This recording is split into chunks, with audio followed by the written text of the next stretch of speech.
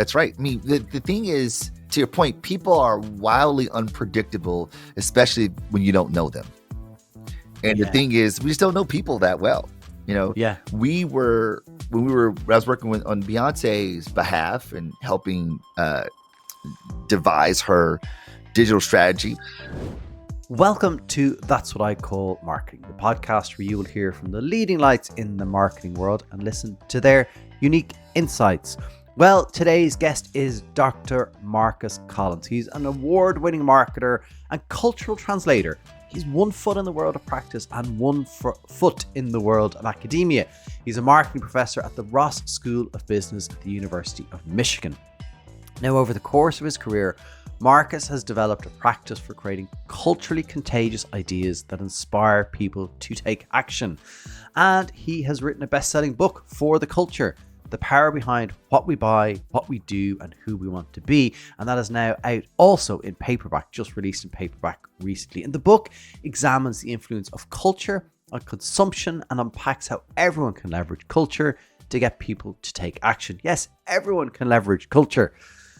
By being both academic and practical, it means that Marcus is able to bring real life to theory, which makes this such a wonderful episode. And he is so engaging. So in today's episode, we talk about so much. We talk about Boyz II Men, writing love songs, Steve Stoute, Justin Timberlake, Elf Beauty, Doug Cameron, congregations, the fallacy of personas, yes, Beyonce, and stay tuned as we dig into why Jules LeBron and Demure was a hit and what you as a marketer need to do to stay tuned to culture. Thank you so much for tuning in today. And if you enjoy this episode, you, the congregation, that's going to make sense when you listen to today's episodes, can rate, review, share it. Taking those few seconds means that more marketers, just like you, just like our congregation, will hear these amazing insights from Marcus Collins. So stay tuned to understand what I'm talking about when I'm talking about congregation. It's going to make more sense. And if you can rate, review, share, subscribe, any or all those things, it really is amazing and really appreciated. So let's get into today's show with Dr. Marcus Collins. If you would like to reach an engaged community of marketing leaders, get in touch with That's What I Call Marketing to discuss sponsorship opportunities. Marcus, thank you a million for joining me on That's What I Call Marketing. Thrilled to have you here. Oh, the pleasure is all mine. Thanks for having me. Listen, there's so much I want to talk to you about. Obviously, a huge amount of it is the book. But before we get into that, and I could literally spend, I think, the next hour talking to you about your career to get to this point. Like, it's fascinating. I mean, you went from engineering into marketing, but you spent your time as a musician writing love songs in your 20s. Like, tell me about that. You know, I fancied myself up and coming baby face. Like I wanted to be. I grew up loving Michael Jackson, and I, as a kid, wanted to be the 5th member of Boyz II Men, and I just really loved Babyface records. And once I realized that I wasn't quite the singer that Nathan Morris, Wanya Morris, Sean Stockman, and Michael McCary was of Boyz II Men, I go, well, maybe I should be on the other side of it, the writing and producing side. And I had like a sound, like I wasn't great, but I wasn't bad either. I was sort of in that messy middle of okay, and there were some songs that I wrote that I'm like, I still look back and like, man, I crushed that. That could have did really well on the charts. There's some songs I wrote that I go, oh, it's a good thing I came out of music. And while I had some successes, it just wasn't sustainable, honestly. Okay. And truthfully, just being very, very honest, and I think it's actually a bit sort of foreshadowing of a lot of my career. I would listen to the music that was coming out by the artist that I had admired, like the Neptunes, Pharrell Williams and Chad Hugo. Actually, I remember this so vividly. Justified came out. This was Justin Timberlake's first solo album, and the Neptunes did one half of it, and Timberland basically did the other half of it. And I bought the album at midnight on Tuesday night at Best Buy, and I bought the album in the car with my friend Steve. We put the CD in, and I listened to like the first 3 songs. I go, what am I doing? Like, I can never write this kind of music. It's so good. That's like, and if this is the bar, man, I mean, this is like about like 4 years before I decided to leave the world of music Right. as a creator. But that was the writing was on the walls. When I heard that album, I was like, dude, there's no way I could write Take It From Here or Senorita. It was like, it's like, oh man, I don't think if this is what people are doing in this industry, I don't know if I'm fit for it. If I want to be great, if I want to be great, I just felt like I was sort of measure arms with the greats and go, do I have what it takes to do this? Or do I feel rather, do I have what it takes to do this? And do I feel the urgency to want to get there? And I think I sort of did in music, but I don't think I had the skill set of the people that I looked up to and admired. Unlike on the marketing side, I saw people do things and go, I think I can do that. Okay. Even though it was better than what I was doing. I was like, oh, I think I could do that. Yeah, it's fascinating. I had not in music. I wanted to be a chef, and I worked in a restaurant, a really like well-known restaurant here, and it's very first summer. I nearly burnt it down. Whole other story. But the head chef, who's like kind of one of the first celebrity head chefs here, he wasn't on TV. He was just really well known. Yeah. And he sat me down at the end of my summer placement, and he said something like, I hope you've enjoyed the summer here. It's been great to have you. Have you ever thought about going into more of the management side of things? It's that. I mean, it's that. It's that. It's like, you feel an affinity for a thing and you love it. I mean, like I'm still engaged in music, like in my church, like I direct the choir, and like I recorded an album with my daughter during COVID as our COVID project. But I realized that while I like to engage myself in it, it's not what I was great at. And whatever I did, I wanted to be great. I want to really realize my full potential in that space. And I don't know if I could have done that in music relative to what the bar for me was with regards to what greatness looked like. I have to ask you, even since writing the book, have Boyz II Men replied to your fan letter? So they did not reply to my fan letter, but I did get a chance to meet Sean Stockman of Boyz II Men, and we follow each other on Instagram. So it's a win. It's a win. Oh, that's BFF territory. It's a win. It's a win. In fact, here's the coolest thing. He is actually in my fraternity, Phi Beta Sigma. Oh, really? And I was able to connect with one of our frat brothers to connect me with him when he came in town last year. So I have a picture of me, Sean Stockman, and my daughter, Georgia, holding my book. It just doesn't get better than that. I mean, that is. So no fan letter response, but maybe this one's just a little bit better. Yeah. Oh, yeah. You have to send him a signed copy of your book. That's the full circle. Exactly. Yeah. So you did make that transition. I know you said like working at translation was kind of a really pivotal moment for you in your career. And I was really interested in like the founder, Steve, like he was obviously in music, had kind of set up this agency, but he was obviously like, I got the sense that he was in touch with culture and like, that sense of music being so, even Justin Timberlake there, like being so close to culture and being able to kind of, I don't know, how is music so good at that? Like how are musicians so good at being so close to culture? So Steve Stoute is, I mean, they call him the commissioner. I mean, he was on the cutting edge of music. He wasn't just a music executive. He could read the tea leaves, and he was pretty early on. He's probably one of the innovators of pairing hip hop with brands, understanding the nuances of how hip hop perceived, evaluated, and legitimated brands. So he used to be the road manager for Kid and Play back in the 80s. He then went to RCA, if I'm getting my chronological order correctly. He went to RCA, worked in like black music, R&B and hip hop. He used to manage Nas and Mary J. Blige and the Track Masters, who basically produced like so many of like the sound of like urban music, hip hop, and R&B in the late 90s. That was, and maybe even early 2000s before the Neptunes, was Track Masters. He was their manager. But the pivotal point for Stoute, as the lore tells it, is that he was working at Interscope, the number 2 guy under Jimmy Iovine, number 2 guy at Interscope. They signed Will Smith to the record label, and Will Smith is having this resurgence. and in the 90s, and he has this new movie coming out called Men in Black. And in the movie Men in Black, uh, Will Smith does a song called Men in Black. The soundtrack that Interscope produced for the movie went diamond, like over 10 million records sold. And the way the story goes, the lore goes, that Stoute and the folks at Interscope are celebrating this massive achievement. It's so great, right? Will Smith is like the Big Willie style Will Smith that we know him to be. And this movie is a massive hit. Will is the summer guy, like he's summer action guy, all the things, and a lot of it has to do with the role that Interscope plays in all this. But apparently, Stoute sees the folks at Ray-Ban partying just a little bit harder than he is, and Stoute's like, "What's going on over there? Like, why are these guys so like celebratory?" And apparently, someone says to him, like, they sold like 10 million Ray-Ban glasses. And he goes, "What? Why?" And he's like, "Oh, because Will Smith put them on in the movie Men in Black and said, I make these look cool."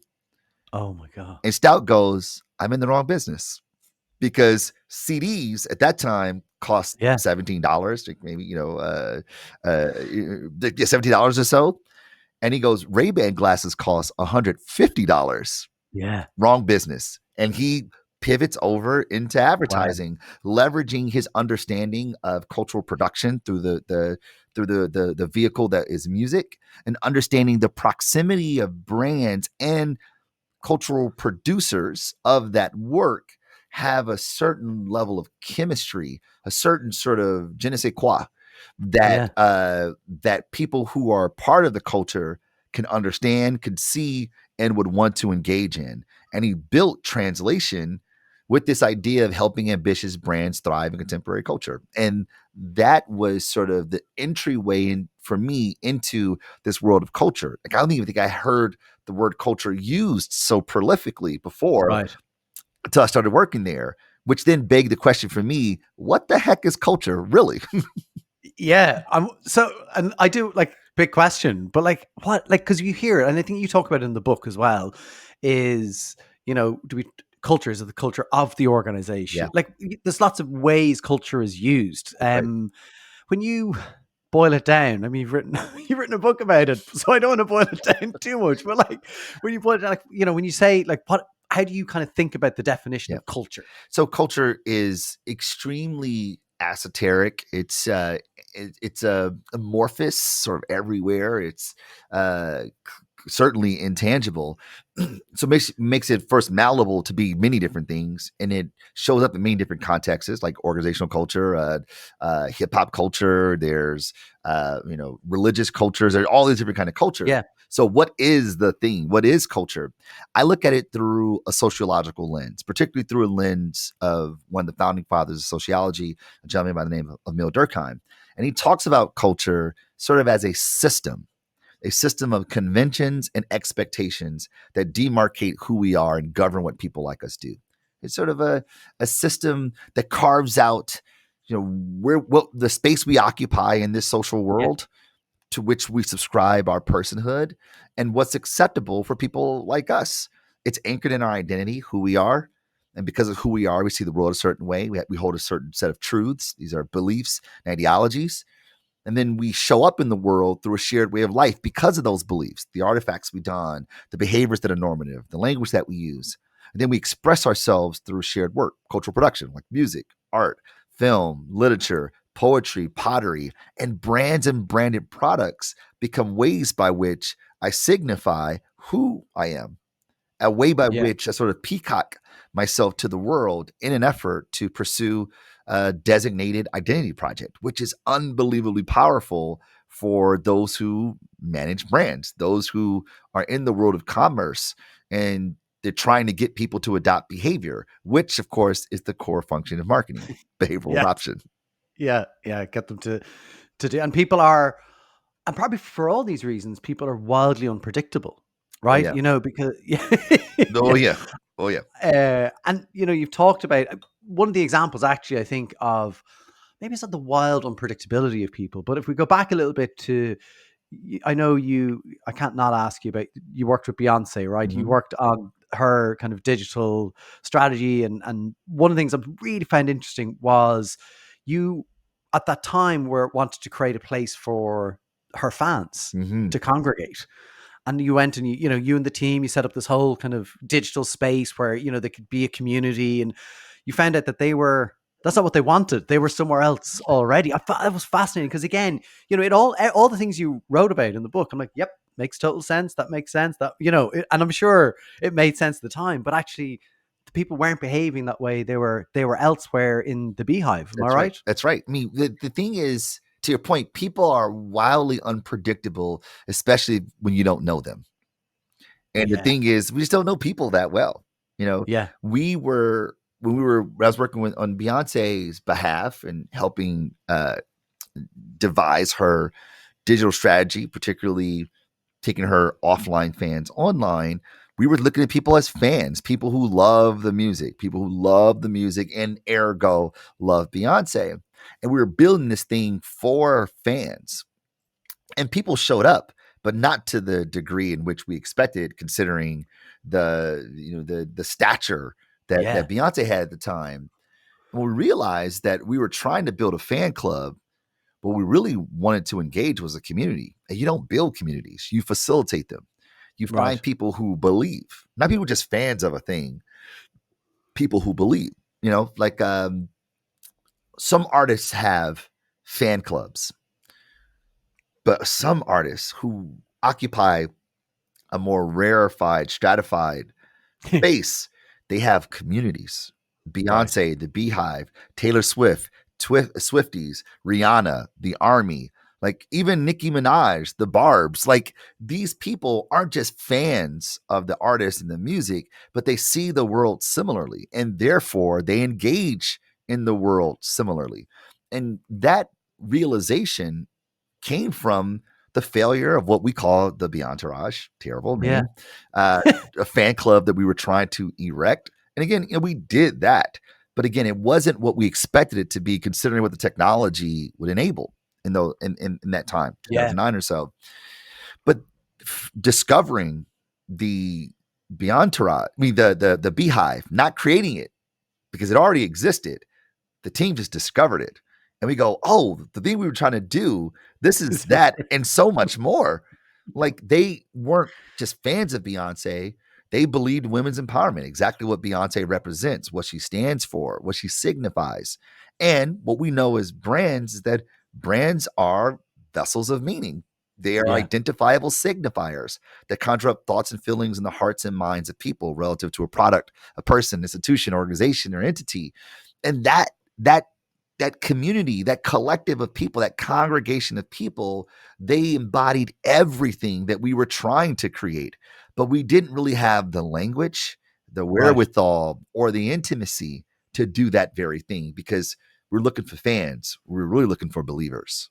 Yeah. And was there a risk then, because you could then kind of you got to know that, and you got to maybe adopt the Beyhive. Like, what was there a risk? And brands can be accused of this, of kind of jumping in on the community where they're not wanted. Now, maybe because you were Beyonce or acting as Beyonce, you were okay, because okay, the Queen wants this. Sure. we're okay. Brands can make that misstep of going, oh, all of our congregation, which you call it. I want to talk to you about congregation. Actually, I love that word, is over here. The rest of the brand just kind of goes and tries to own that and gets it terribly wrong. That's right. I think you have to look at communities, just like any relationships, as a place to give, not a place to take. You go in thinking like, what can I give? Like, what can I contribute, as opposed to how can I exploit? Yeah. And I think that when we think about audiences as marketers, audiences by their very nature are passive. They're sitting down waiting for messages to wave over them. You go to the movies as an audience member, and you sit and wait for this content just to wave over you. But in real life, we're not passive at all. We are active. We're navigating life, making decisions, doing things, making trade-offs, trying to pursue certain strategies. And we happen to bump into brands and marketing communications, right? And those things are constantly in conversation with everything that I'm experiencing in the world. And the ones that are the most helpful, the ones that actually provide some value, help me get to what I'm trying to pursue beyond the functionality. Like products perform, but brands evoke, right? Yeah. Ones that transcend the category and its value propositions and help me because they contribute something. Those are the brands I go, yes, thank you. And when they do it through a cultural lens, not only do we say yes, thank you, but we adopt them and we use them as ways to project our own identity. Now, I wasn't there when this happened, but we see this play out when Beyonce releases her self-titled album, Beyonce. She didn't go through traditional marketing means. She didn't, tap into the machine that is the music industry. No, she released it unannounced, unbeknownst to the world, but through the Beehive. Yeah. She gave them something. She contributed to it. She basically said, hey, thank you for all you've done. This album that is the first album I've ever done, of many albums I've done that actually bears my name. It's called Beyonce. This is for you. Unbelievable. Amazing. Yeah. Yeah. And how that connection and, being close to the customer. I know the guys at Elf Beauty talk about it a lot, being close to the customer. And, Beyonce's fans are in ways customers. She probably doesn't see them that way, but I think that's fascinating. Just, understanding and being close. And, as big as she is and as famous as she is and as probably lives in a completely different world to many of us now, but somehow maintains that connection through probably a group of people that are surrounding her. But that's great that she knows that she needs to care deeply about that. Yeah. I love that you mentioned Elf because I'm a huge fan and friend of Corey Marchesotto. I'm obsessed with Elf. She's the best. She's the CMO at Elf, but she talks a lot about just intimacy, like just being close. And what it really requires is seeing people not as boxes, not as sort of the demographic label that we put on them, seeing them beyond what they do, i.e. customers, listeners, viewers, but human beings. And understanding, all the complexity and dimensions that comes along with being a human, right? All the intersectionality, what she does as a marketer and ergo is manifested in how Elf goes to market. It is a testament of her level of empathy. And I think that, what I learned from working with Beyonce is that she deeply cares about the work and she deeply cares about her people. She deeply, deeply cares. And I think this is, it's not just, she's an artist. Yes, 1000%.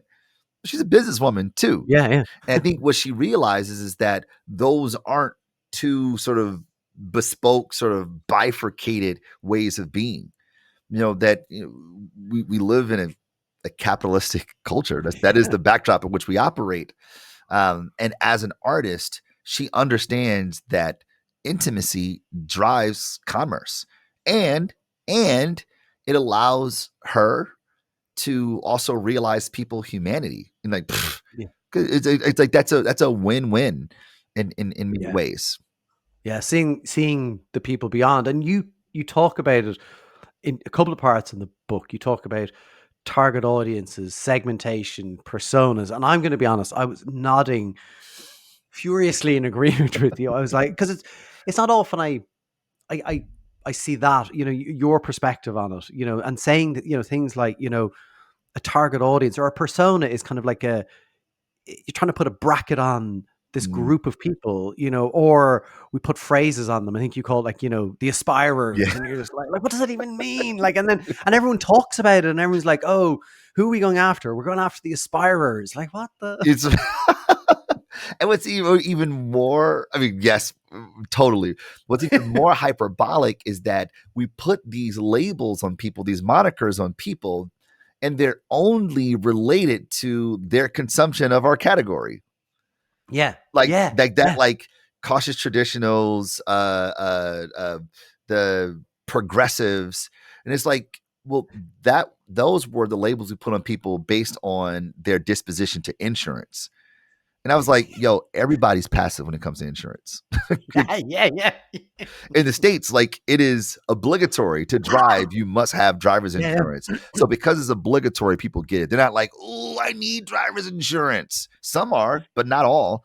Right. And it's like, well, like we were talking to people relative to their engagement with the category. It's like, but that's not who they are. Yeah. Like I may not like a certain, like I don't like jelly donuts. That doesn't say about anything about who I am as an individual. You know what I mean? Like it's like, people are like, oh, Marcus, he's a part of the non-jelly donut group. Let's see. How do we talk to him? Yeah, how do we target him? Non-jelly donut guys. They go, and when you do that, the only way you can talk to me is through the lens of donuts and whether they have jelly or not. And like that becomes a very myopic, or rather narrow frame by which you can engage someone. And it essentially says we are going to completely cut off and disassociate ourselves from all of your humanity beyond this thing that you do. Yeah. Which, and again, we touched it, like people are complex, right? We're not neat human beings. And also, like you talk about in the book as well, our experiences change. Mm-hmm. You talk about being part of the Collins tribe, and being part of the Collins tribe means going to, church on Sunday and, all those kind of behaviors, I guess, they're expected to be part of the Collins tribe, but you're also part of the University of Michigan. Did I get it right? That's right. Yeah, you got it. You know it. Go Blue. Yeah. You're one of us. That's great. Yes. That's also part of your identity and who you associate with. And so those two things may not be completely connected. You're an engineer, but you're a musician. That's like right. There's all those different parts to Marcus Collins. You're a dad. Like all, everything makes up the person who you are. That makes it very difficult for brands, right? Because, the natural inclination is that you want to be able to go into your CEO and say, we know who we're going after because, we need to be laser focused. We don't have big budgets, all that kind of stuff. So how can brands start to think about changing that kind of dynamic, Well said. I mean, yes, we are terribly intersectional and completely complex, right? There are individual reference that I use to self-identify. I'm a professor. They're group references. I'm a Collins or my familial group, right? They're abstract references. Like I'm a father to two little girls. And those monikers and many of them make up who I am. And because we're so complex, it makes it that much more intimidating to try to target people in ways that are beyond demographics or maybe psychographic relative to the category. And I completely like sympathize with that. I mean, I'm a marketer too, so I get it. Like I know I do it. I'm with you. It's tough. So the question becomes is there a better way to segment? And turns out that it is, right? The idea is to segment based on people's identity markers, the way they self-identify, right? So for me, I'm a Collins. I'm not saying that you go target Collinses, but like I'm a Michigan Wolverine. Like there are hundreds of thousands of us, right? If that were we wouldn't go after. And I think the way we teach segmentation in business schools is we say, look, segmentation is about taking a market where everybody is different. Like it's just every single person, even twins are different, right? That we are terribly have terrible heterogeneity, completely different. But we put people in homogeneous like clusters where they're more alike than they are different. They're not perfectly alike, but they're more alike than they are different. And then we identify the segments that are most likely to move based on who we are as a company, brand, institution, organization, politician, etc. So you go, okay, if you follow that sort of basic foundation of segmentation, you go, all right, so who's most likely to move? Well, the literature tells us people most likely to move are either people who are already moving, perhaps they're your current customers, current congregation, or the people who believe but just don't know. People who see the world the way you do already, but they haven't quite articulated in a way that when they see it, they go, dude, I've been feeling that way my entire life. Finally, someone said it. Think about music does. Go back to music for a moment. Like cultural production does this really, really well. We hear a song that just encapsulate everything that we feel, but didn't have the words to say it. Yeah. If we go back to Boyz II Men, we belong together. You know that I'm right. Why do you play with my heart? Why do you play with my mind? Babyface just captured it so well in the road. And like, if you go through heartbreak, you're like, yes, Nate, exactly that. I didn't even have the words to say Hear it. me. Yes, exactly. Like you captured my anguish and pain. How could you do this to me? And then we play the songs over and over again, and we find ourselves being connected to the artists. Yeah. Because they were able to sort of see you. The same thing goes with brands. When they create cultural production, that is their marketing communications, their activations, even their products, when they create cultural production that become expressions of who you are, you go, dude, I've been trying to say that my entire life, or Yeah. I've always felt that, but never knew how to say it. They get it. And then not only do you consume the brand as a way of signifying your identity, but you go tell other people who see the world the way you do. They serve you do sort of this like self-segmentation begins to happen through a cascading network effect that ultimately brings more people to the fold. Like, so you got a more targeted means of targeting, right? Through cultural subscription, where there's already built-in ideological congruence, and then you get to benefit from the network effects that come as a secondary benefit or a secondary effect to interacting with people or engaging people in meaningful ways. And that's where you kind of, you've kind of got the diagram in the book that's target audience, which is kind of, you're getting narrower. You know what I mean? You're trying to get really specific, whereas target congregation is you may start more narrow and it goes wide. And for me, when I was reading some of that as well, it made me think a little bit about James Hurman's, I love James. current demand and future demand. Yeah, that's my guy. He's great. I love James. But it did make me think about those principles and that concept as well. It's like, that there are people who are, maybe it's the current demand is your congregation, right? And then the future demand is your target congregation, the people who don't know you yet, and you need to reach them. I mean, exactly, right. And look, I love James. I'm a disciple of his work. He's so great. I mean, like, his work on effectiveness is amazing. But you're right. Like, you reach people right now to which you satiate a demand that exists. And what happens is that those people go evangelize. And this is the beauty, that demand isn't always inherent. And that demand in many ways influenced by social observation. Nothing draws a crowd like a crowd. Right? If everyone's watching the bear, you go, I guess I should be watching the bear.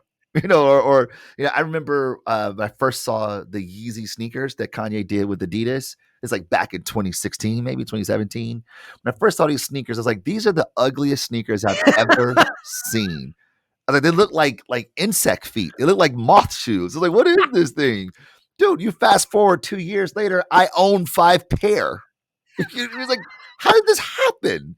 This is the network effect at play. This is social contagion at play, that we think that we have agency in this world. We think that we wake up making our own decisions, deciding what we're going to wear, where we're going to go, what we're going to do, where we're going to work, who we're going to date, all these things. We think that we make our own decisions. But the truth of the matter is that we really have an illusion of decision making, and that our decisions are being influenced by our people, which means then for marketers that we get to benefit from social contagion. We get to benefit from social proof. We get to benefit from the sort of classical learning conditioning that comes from observing people like us by activating the right people. And the way the literature would say it, and dare I say, from the work I've done in my career, I found the best results happen when I find the people who see the world the way we do, the collective of the willing, and activate them based on those shared ideologies. Do you think that's why the influencer creator economy has really exploded? Because within that, we are able to find like-minded people. I've seen examples of they're really famous, retweeting something. A friend of mine has a business, and she said, "Oh yeah, no, it was huge, but we didn't really get many sales out of it because it was so big. But when a smaller or a community of people with a smaller following but more representative of her following shared something, the sales were better. And I found that fascinating. But like, you know, so it means that kind of the micro influencer community is really powerful. You are tuned in to That's What I Call Marketing with me, your host, Connor Byrne. Are you facing the maze of global expansion? Diplomat introduces the diplomacy model, a cost-effective, innovative approach to navigating the complexities of your brand's presence in international markets. Visit diplomat.agency. If you would like to reach an engaged community of marketing leaders, get in touch with That's What I Call Marketing to discuss sponsorship opportunities. That's right. I mean, you know who the first micro-influencers were?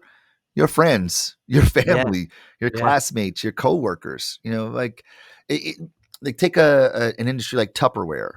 The Tupperware industry began because people were throwing Tupperware parties in their friends' homes. And those friends invited their neighbors. And they were all in Julie's house. And Julie goes, hey, here's Sally. Sally has this really cool product that I really want you guys to check out. My kitchen is stocked with them. And I was like, Sally, you got to come and show my friends. They're like, ooh, Sally, ooh. And then Sally shows the Tupperware. She throws it. People start playing with it. And they started buying. Like the entire industry was built that way.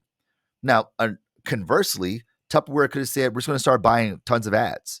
Yeah. Blast, you know, the messaging all over, you know, television. Television would start to have great penetration in the household, the U.S. household at that time. Out of home, radio, we could have done all the things. And maybe they did. I wasn't there those days. But we know that the company was built, predicated on the social physics of network effects, of the social contagion.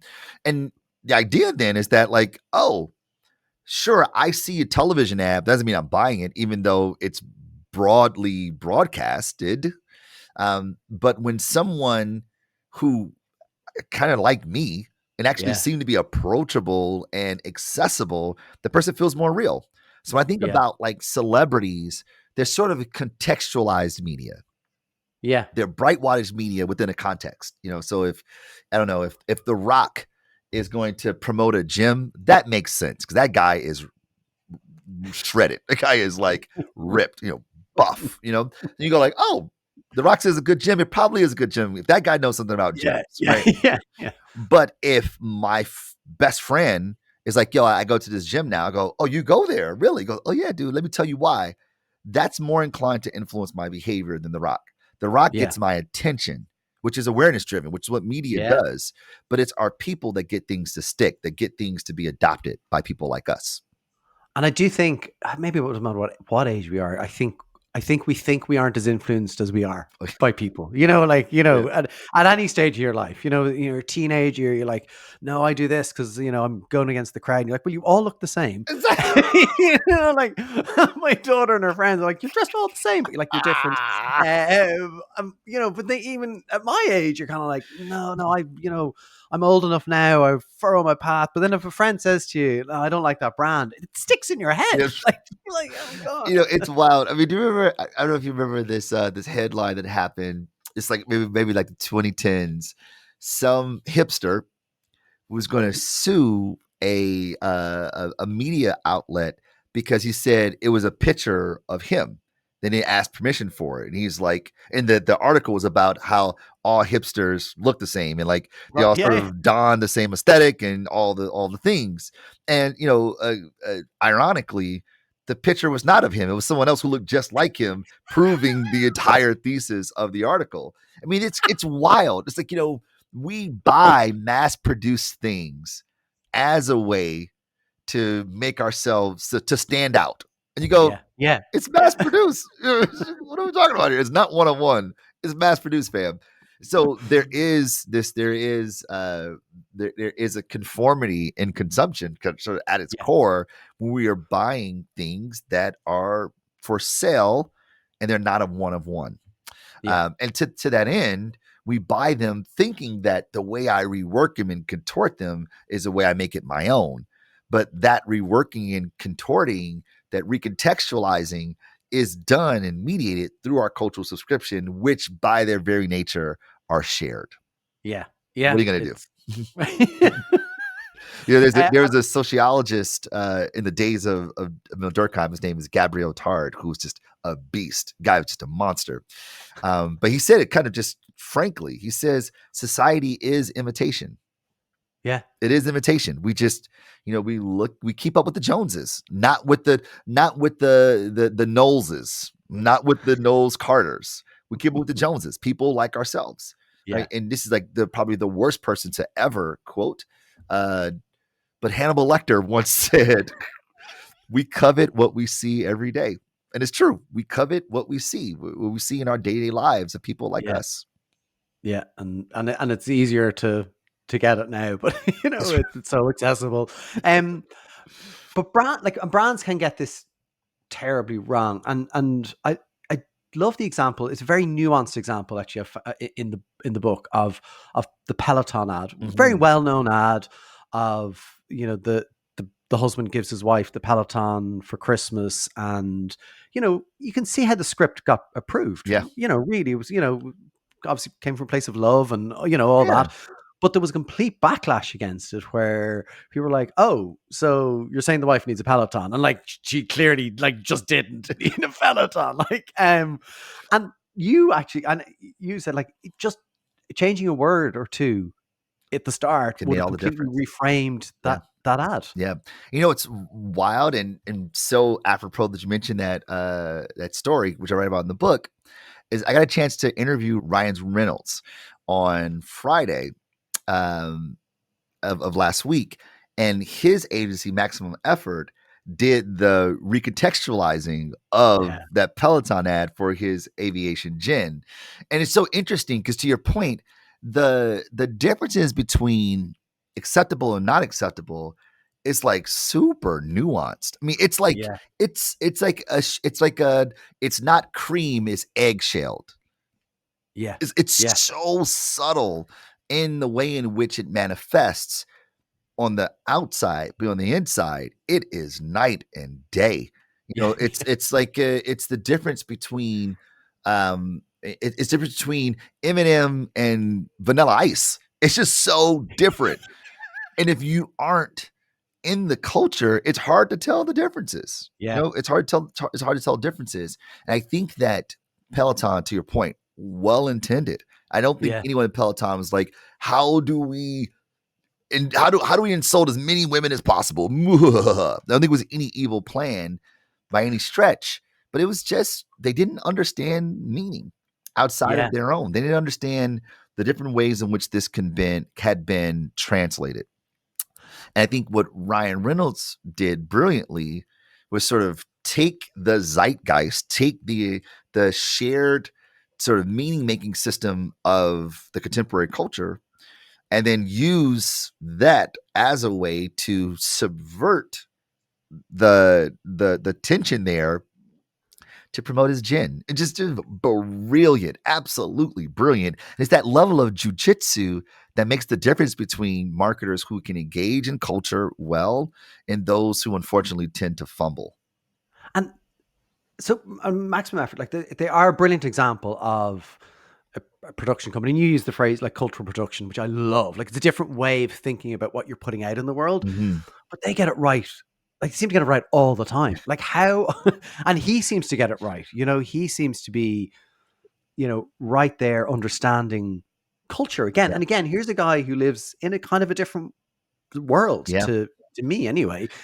How does that happen? I'm just fascinated. Like how do you get it right when you can get it so wrong? So I think like Steve Stoute on the music side, Ryan Reynolds, I think that he has a really good pulse on the zeitgeist because of his instincts as a comedian. The guy studied improv, and he always sort of approached his roles in Hollywood through a comedic lens. And I suppose even the dramatic things sort of had a bit of subversion to it that comedy sort of does. I think his ability to sort of see the funny in things, and funny typically comes from some tension. And so his ability to sort of see the tension in things, he goes, oh, what if we just subvert that? And creativity is subversion. So just like Stoute saying, oh, the proximity between this cultural producer and this product or this branded product is actually really close. What if we brought them together? I mean, we talked about Justin Timberlake. Steve Stoute was responsible for the Justin Timberlake and Eclipse doing, and the Neptunes, by the way, doing the ba-da-ba-ba-ba, I'm loving it. Oh, really? That was Steve Stoute. Yes. No. Like he curated that. He brought that together. He made that happen. His ability to understand, take Justin Timberlake, who was like on fire at the time. So not just, because he was popular, but you weave in the Neptunes, who were basically the sonic silhouette of American culture at the time, and then take the clips to ensure that you anchor it in a truth that McDonald's is, it's just as democratized, or it's probably the most democratized thing there is. So it's just as prevalent in the upscale society as it is in the more marginalized or underestimated. Stoute understood that, and it informed how he went to market.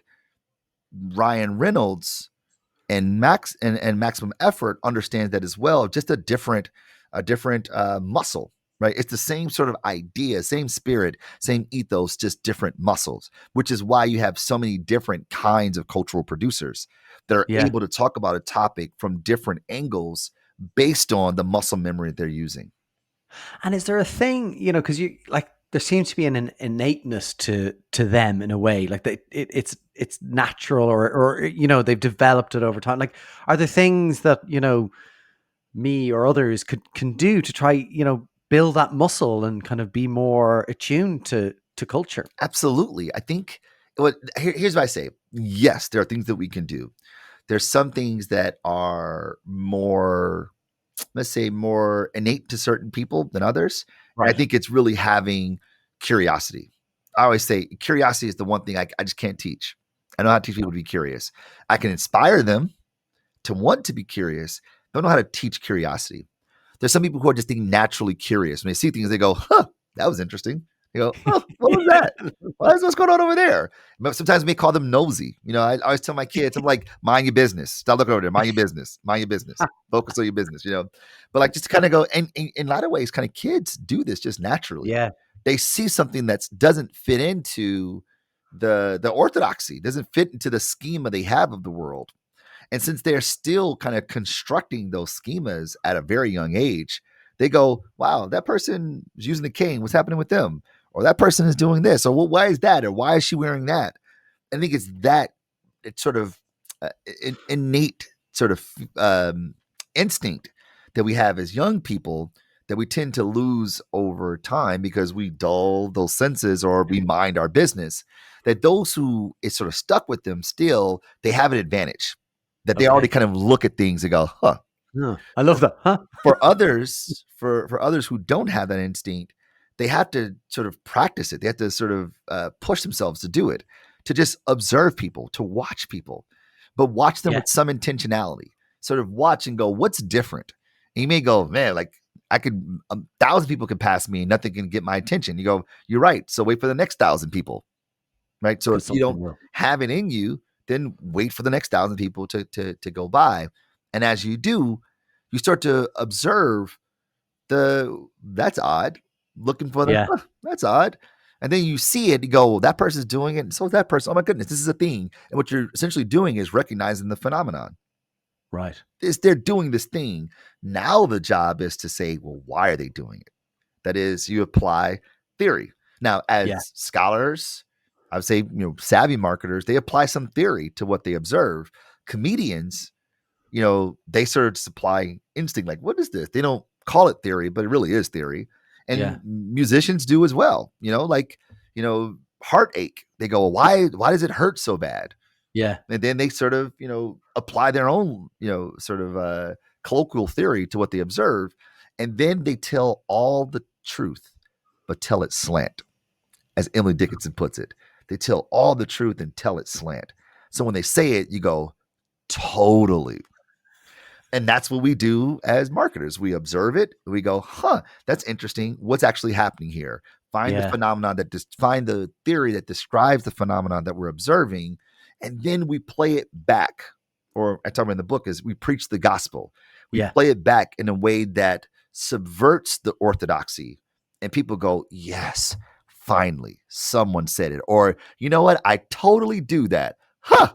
Never realized it. Oh, maybe I should.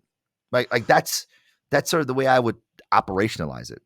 Yeah, that's great. I love that. And when you were I love that, and I love curiosity. And I was lucky enough to work with Doug Cameron, who co-authored Cultural I Strategy. know Doug. He's great. I know Doug God. Holt and Doug Cameron, but Doug Cameron's a sweetheart. What a great guy. Amazing guy. He recorded one of the very early episodes of the podcast, which I'm always grateful for people who took that chance. Amazing.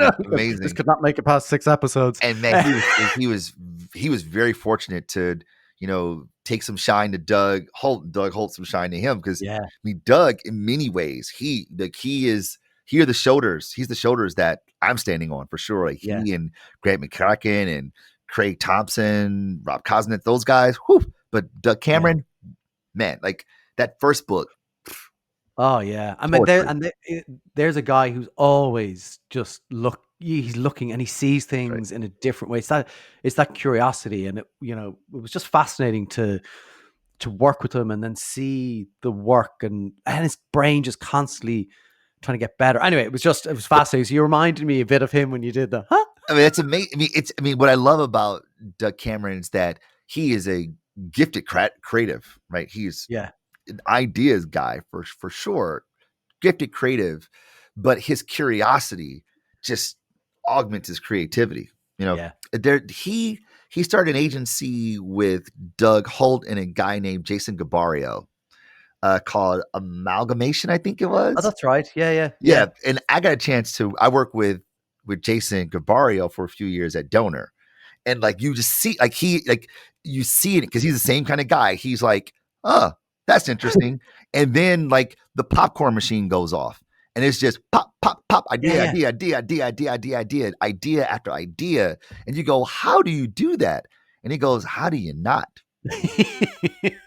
And it's just his curiosity just augments his ability, his practice, his talent, that makes him just an out of this world talent, which is why Doug Holt is an amazing strategist. Doug Cameron is an out of this world creative. And so is the same with Jason Gabarrio. Yeah, amazing. And that when I read that book, I was just like, oh my God, this is a whole different thing. We're coming close to the end. A couple of more things I do want to ask you about. But one, so I was kind of like, we've talked a bit about it, but like there's things then that come into culture that are surprising maybe or unexpected. So take Jules LeBron and Demure, right? And like I saw she's at Milan for the Fashion Week. Like she had this thing where she's in first class flying to Milan. I'm like, amazing. Like, how does that happen? Like, do you know what I mean? Like, you can't write that. Like, you can't plan for that. Yep. Duncan Watts, he's a network theorist in many ways. He probably called himself something different, but I think about him as a network theorist. And, he studies Contagion. He talks about these ideas that like some things happen like Black Swan events. They just sort of happen. You couldn't plan for them. There's just a randomness in the world that as a result, these things take place. And you see things like Demure as an example of this, that just like, wow, just someone did something and then it became a part of the zeitgeist, became a part of our lexicon. And then TikTok memes were created. People started to use that as a way to describe how they live their lives. And then this ripple effect happens and then you become a star. Not all get that treatment when that happens, but in this case, yes. But you can't plan for that. No. You can't.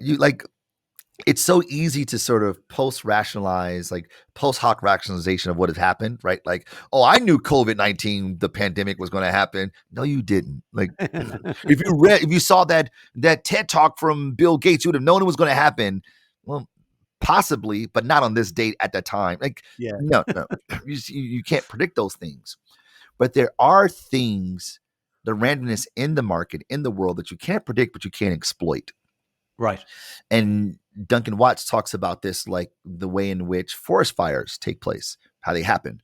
They don't just happen because some massive spark went off in the forest and then everything caught on fire. No, the conditions were perfect. There was debris on the ground, the air was dry, the wind was blowing, trees were in close proximity. And when the conditions are perfect, the smallest spark could set the entire forest aflame. So while we cannot predict the future, we're not clairvoyant in that way, there's some random things that are going to take place that we cannot control. Ice bucket challenge is another good example of this. Yeah. But we can exploit them by trying to engineer the conditions of the environment so that they increase the likelihood that things take off. And the better we understand humanity, the more likely we are to engineer said environment. Okay, so I love that, understanding humanity. It kind of goes back to the core of the whole thing. Yeah. You have a course kicking off soon? Yeah. So the course is called Unlocking the Influence of Culture, a Marketer's Greatest Cheat Code. And it's all these things that we've been talking about. It takes the narrative of the book as the text, as it were, for the course, and it brings it to life in ways I think that the book wasn't able to, because you have so much mixed media to provide more modalities by which the concepts are illustrated and sort of curated. So there's a video. So there's like a 30-minute video for each week, 6-week course. There's a podcast where I interview practitioners to add more context to sort of the concepts. For instance, have Corey Marchesotto on one episode because she's the best, She is. and then in each week there's a chapter from the book assigned to it as well. Amazing. So you've got video, you have audio, and you have the text kind of all playing together and curated in a way to go from conceptualization to application. And I'm really excited about the course because I think that it's going to do what I hoped and been grateful for the book doing, just evangelizing the gospel, scaling the thinking. And what I realized kind of early is that the book isn't about me at all. It's about the ideas and getting the ideas in the minds and hands of more marketers, more practitioners writ large, so that we might be better stewards of behavioral adoption. Yeah, it's great. Look, the book is wonderful. There, for people watching, they can see For the Culture. Thank you. I devoured it, honestly, and I think Scott Galloway, he's at the front. You might be up all night reading it, but it is that kind of book where it's accessible and it's one you actually don't want to put down. So I thoroughly enjoyed reading it, and absolute pleasure to speak to you today. Thank you so much for your time. I'm super grateful. This was a lovely, lovely conversation. Let's do it again. Anytime. Thanks a million. You got it. Take care. Well, this was another one of those episodes I just didn't want it to end. I wanted to pop around to Marcus's house and extend our chat. I'm sure he probably didn't want that, but I did.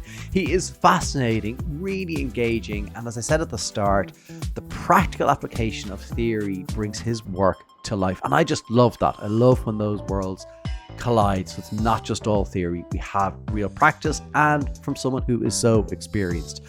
I adored his perspective on segmentation and targeting. Honestly, I reread that part of the book multiple times because I really agree with it. His book, For the Culture, is a great read. It is so accessible, and if you're new to culture as a topic, this is a great way in. So thanks so much for tuning in today. If you did enjoy this show and can leave a review for us, or rate the show, or even share with others, this is a great way for us to spread the gospel of That's What I Call Marketing and build our congregation. You see, it all makes much more sense now, right? So thank you so much if you can do that. It really is a massive help. And thank you as always for tuning in. Remember, there is another new episode out next Tuesday. So subscribe and you'll get a notification of when that episode lands wherever you listen or watch this podcast.